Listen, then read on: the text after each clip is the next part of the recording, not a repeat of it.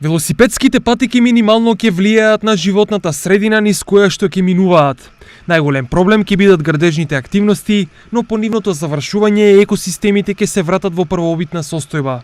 Заклучивме дека влијанијата ќе бидат во главно во градежна фаза при имплементирање на овие градежни активности, тоа е од аспект на генерирање на различни видови на отпад, емисии во воздухот, градежната механизација која ќе биде присутна на теренот и зголемено ниво на бучава, што е во незначителни рамки. Јавната расправа за влијанието најмногу беше поттикната за велосипедската патека на Осоговските планини, бидејќи таму има многу растителен и животински свет, чија средина би можела да се наруши, но сепак стручњаците проценуваат дека такво нешто нема да се случи.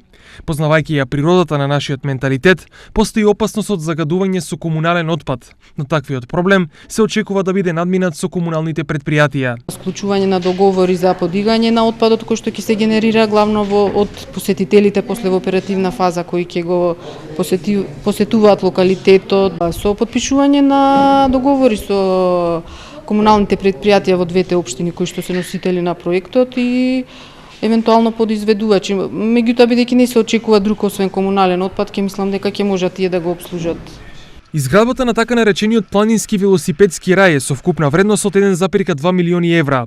Општина Кочани се обврза да обезбеди кофинансирање во износ од близу 75.000 евра, а општина Штип ќе учествува со околу 50.000 евра.